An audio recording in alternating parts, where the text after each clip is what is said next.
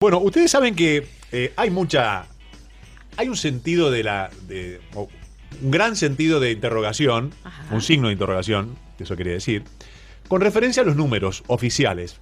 ¿Y cuándo los datos son oficiales y hasta dónde es verdad o hasta dónde no? ¿O hasta dónde se puede medir con certeza y fehacientemente muchas cosas? Se ha hablado tanto del INDEC, se ha hablado tanto de en épocas bélicas si realmente lo que dicen es verdad o no es verdad. Y en temas de pandemia pasa exactamente lo mismo en todas las localidades. ¿Son realmente la cantidad de contagios los que realmente existen o no existe medio alguno que pueda dar certeza con esto, salvo que se haga 38 o 44 millones de hisopados para cada uno de cada habitante de la República Argentina? Porque esto es así.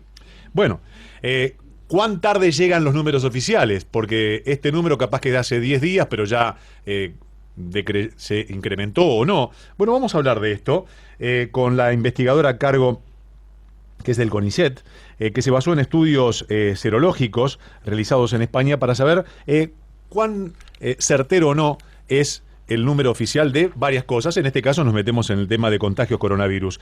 Valentina Viego, buenas tardes. Sebastián Shapiro la saluda en Duplex, en LU2 de Bahía Blanca. ¿Cómo va? Hola, buenas tardes, ¿cómo están? Pero muy bien, ¿cómo estás vos? Muy bien, acá estamos. Bueno, ¿dónde estás? En casa. Bueno, porque es importante saber, una cosa está en el trabajo, otra cosa está en la casa, está en la cocina, en el comedor. Estoy sentada en el sillón. No, en este momento estoy sentada, sí.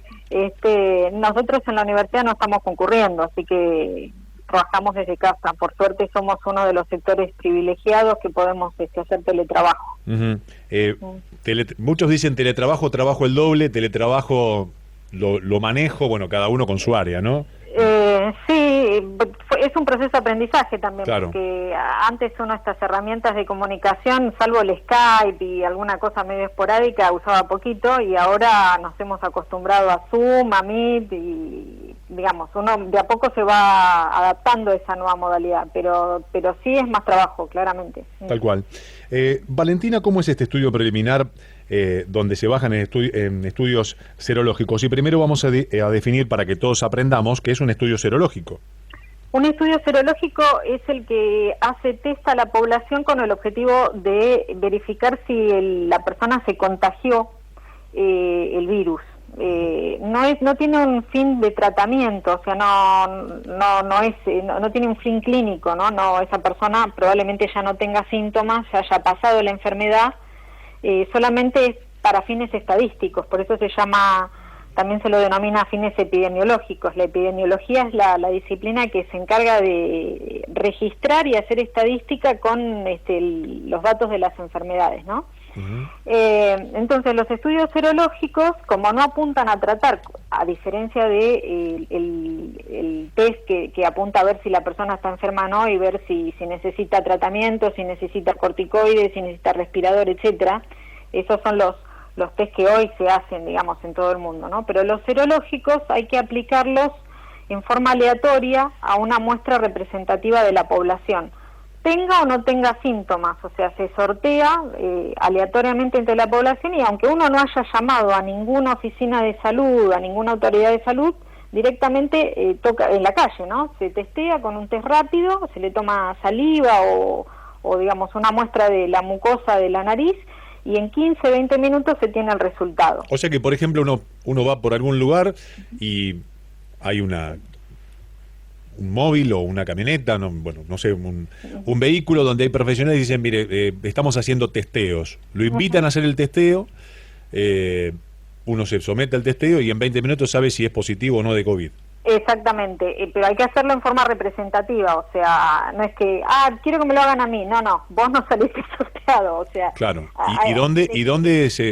¿y cuál es el banco de datos para sortear a la gente? Bueno, eso se elige en forma aleatoria. Por ejemplo, cuando uno lo hace en la calle, se le da un instructivo a la persona que va a hacer la muestra y dice, bueno, cada 10 personas que ves pasar, elegí al noveno.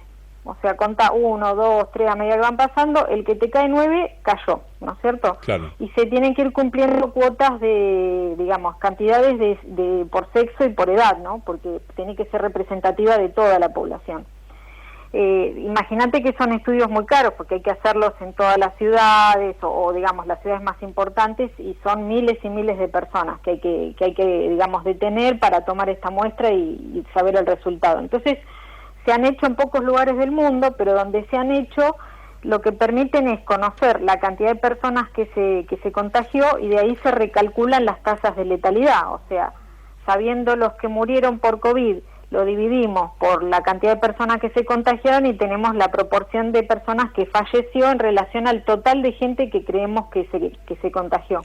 ¿Y cuán certero puede llegar a ser eso? Porque uno se imagina en la cantidad de recursos que se pueden destinar, y cuanto más recursos uno destine para tal fin, mayor cantidad y mayor certeza va a tener de gente que está testeando. Pero cuando no existen esa cantidad de recursos, claramente no se sabe a ciencia cierta si lo que se informa realmente es la cantidad representativa y real. No hablo hablo en el mundo, ¿no? Claro, sí, no, eso, el problema de que no se testea a todas las personas que tuvieron o que tienen COVID es general, digamos. Algunos países más agudos, como Argentina, como Brasil, y otros países más holgados, como Alemania, donde se testea mucho, digamos, pero siempre se escapa alguno, ¿no?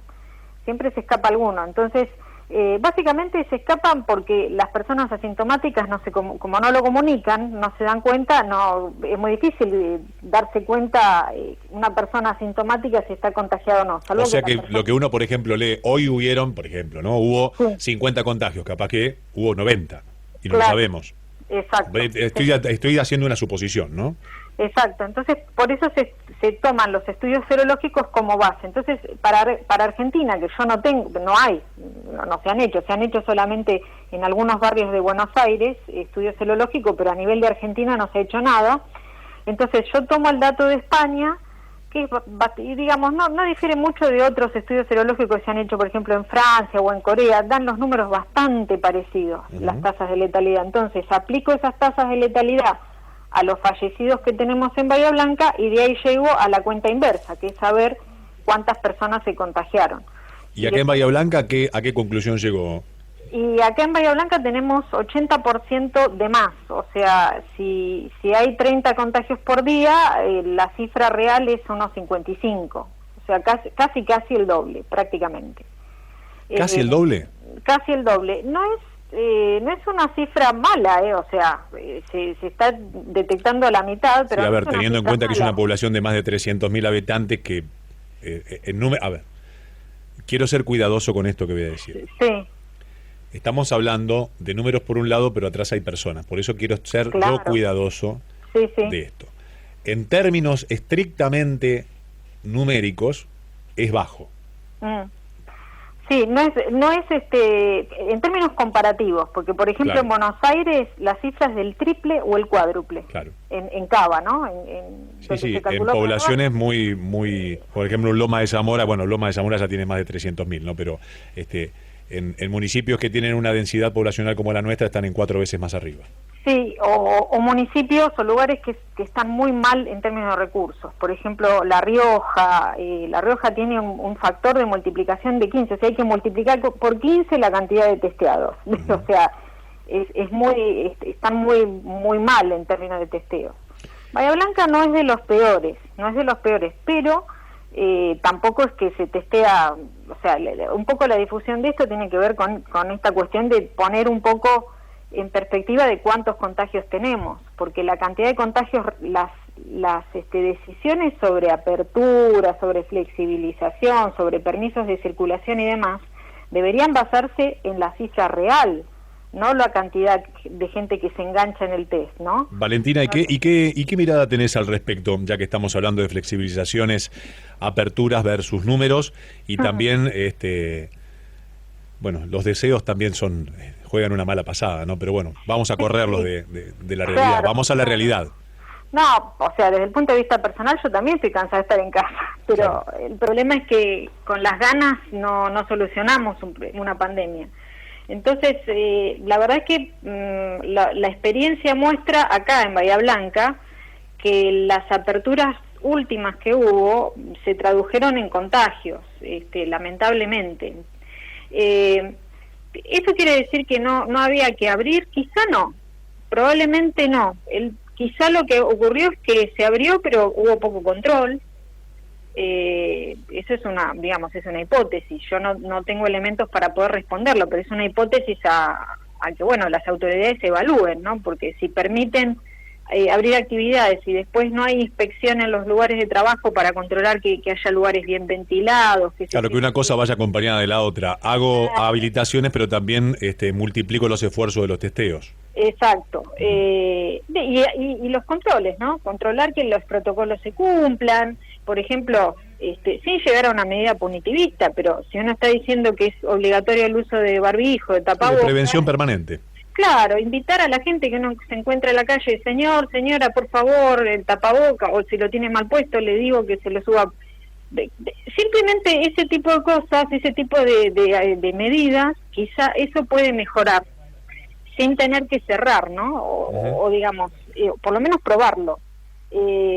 Digo esto porque, por ejemplo, la experiencia de Cava o AMBA, ¿no? Cava y Conurbano, que volvieron a fase 1 durante julio y tuvo muy pocos resultados, o sea, el volver a fase 1 no solucionó, o sea, no frenó prácticamente los contagios. Esa es otra pregunta que estaba por hacer y empezaste a contestarla. ¿Es una solución retroceder para mejorar o no mejora retrocediendo?